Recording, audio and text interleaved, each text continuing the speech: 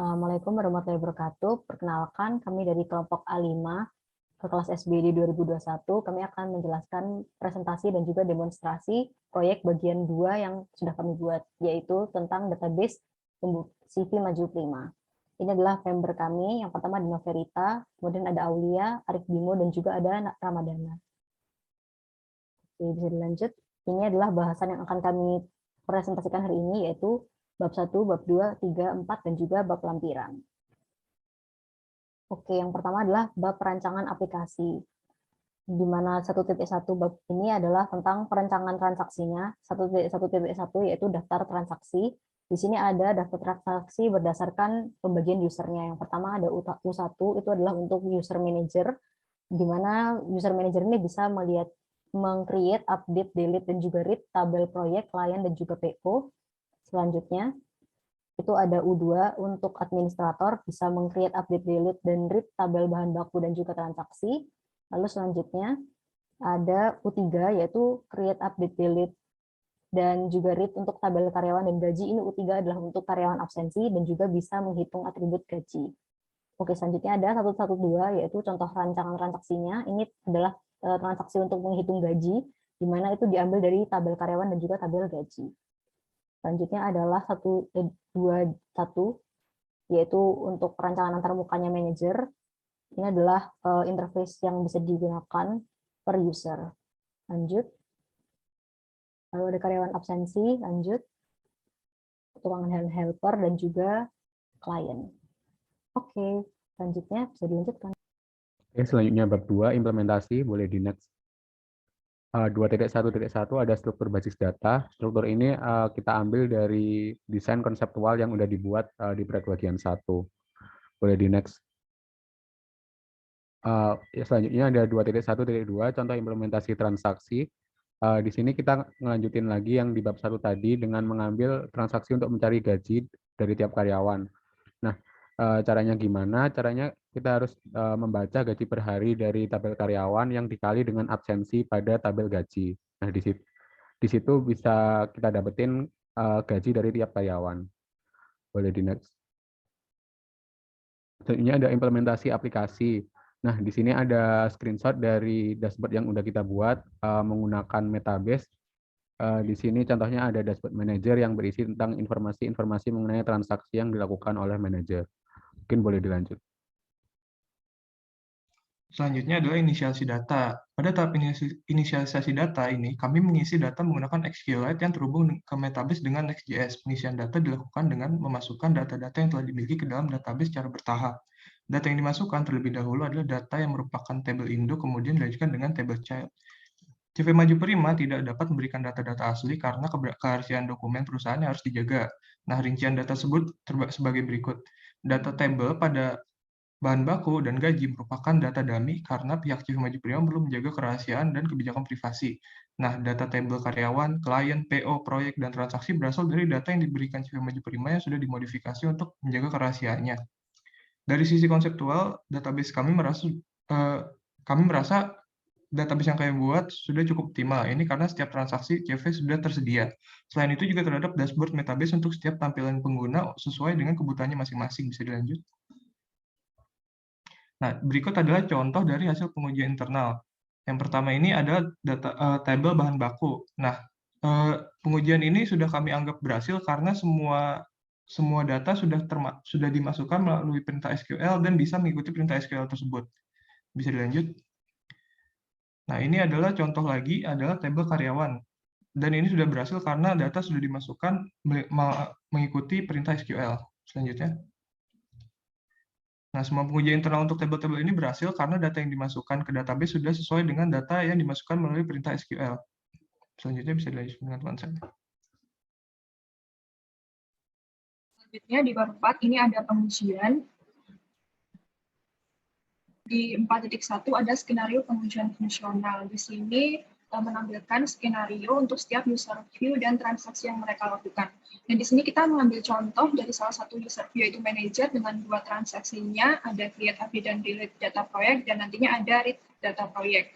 Di sini contohnya ada create data pada list detail dari proyek dengan identifikasi masalah dengan nama create data pada list detail dari proyek, Tujuannya untuk menambahkan data proyek baru pada database, kemudian deskripsinya proses menambah data proyek baru oleh manajer dan aktornya adalah manajer, dengan use case yang berkaitan itu tidak ada.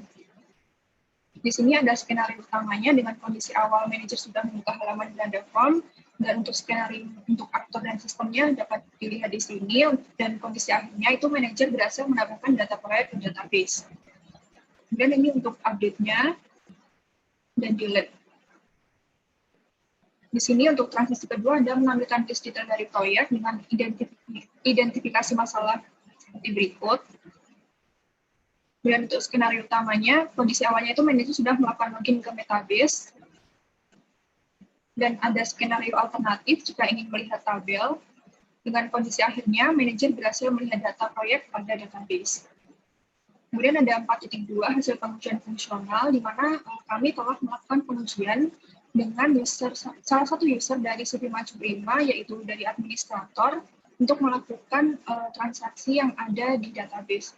Di sini contohnya ada untuk manager, ada 2 transaksi yang kami gunakan, contohnya create, update, delete, dan read. Dan di sini ada tabel yang menunjukkan skenario dan hasil pengujian yang telah dilakukan. Contohnya ini untuk menambah data proyek, ini memperbarui data proyek, menghapus data proyek, dan melihat data proyek. Dan secara keseluruhan, berdasarkan pengujian fungsional yang telah kami lakukan bersama administrator di CV Maju Prima, dengan menggunakan skenario seperti pada tabel di atas, itu didapatkan hasil pengujian yang sama seperti pada skenario yang telah kami buat, di mana administrator itu dapat menambah, mengedit atau mengupdate, menghapus, dan mengaktifkan atau melihat data yang ada pada tabel di dalam database Maju Prima ini. Kemudian untuk 4.3 ada hasil pengujian usability, di mana user atau di sini adalah administrator dipersilakan untuk melihat kebutuhan transaksi masing-masing, mulai dari read, create, update, dan delete, tanpa diberikan instruksi yang komprehensif untuk menguji kemudahan dan aspek intuitif dari dashboard yang kami buat. Hasilnya, user mengatakan terpuas dengan usability user view-nya. Namun, ada sedikit saran untuk membuat ID menjadi auto-increment sehingga user tidak perlu memasukkan ID secara manual sehingga dapat mempersingkat waktu pengisian. Selain itu, untuk user juga menyarankan untuk menambahkan tutorial singkat di isi tabel pada halaman Belanda Form maupun pada halaman tabel agar user dapat lebih mudah memahami dan menggunakan sistem. Selanjutnya di 4.4 ini ada traceability matrix, di mana menjelaskan kebutuhan fungsional untuk setiap user view di database CV Maju Prima. Di mana kita dapat menganalisis lebih lanjut kebutuhan fungsional setiap penggunaan di dalam tabel matrix untuk mendapatkan hasil akhir dari persentase persyaratan sistem database yang berhasil diterapkan dan diuji. Dan ini untuk tabel dari traceability matrix-nya.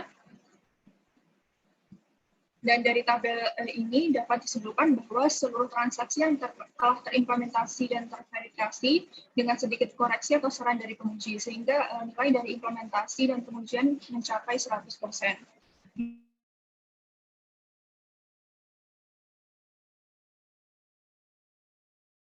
SQL kami dan data model. Selanjutnya, saya akan mendemonstrasikan contoh untuk membuka dashboard dari salah satu user view yang ada di database kami, yaitu dashboard manager. Kita langsung saja menuju ke Metabase, kemudian kita login dulu. Dan untuk membuka dashboard, kita bisa lewat browse all items di sini. Dan di sini akan menampilkan seluruh collection yang sudah kita buat, serta dashboard-nya. Dan di sini kita memakai dashboard manager. Dan pada dashboard manager ini kita bisa melihat data-data yang divisualisasikan dalam bentuk yang berbeda. Contohnya ini dalam bentuk row chart, number, line chart, dan tabel. Mungkin itu terkait dashboard-nya. Selanjutnya silahkan dilanjutkan. Oke, selanjutnya adalah fitur untuk menambahkan data ke tabel yang sudah kita punya. Yang pertama, kita setelah masuk ke halaman formnya, kita akan masuk ke tabel yang ingin kita ubah. Jadi kita masuk ke proyek, lalu kita tambahkan proyek. Jadi kita klik tambah proyek. Nah, nanti di sini akan muncul atribut yang harus diisi, yaitu ID proyek, nama proyek, dan juga kuantitas. Kita coba masukkan A100 untuk ID proyeknya, lalu namanya kita tulis mesin ABC.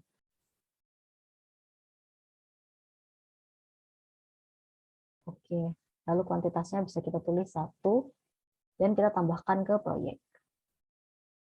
Nah, dengan ini nanti datanya akan masuk ke store ke database. Oke, boleh dilanjut. Oke, selanjutnya ada untuk operasi update atau edit.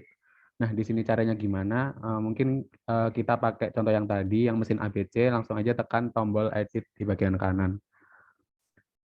Nah, nanti akan keluar menu kayak gini. Misal di sini kita mau ganti nama mesinnya, jadi mesin EFG.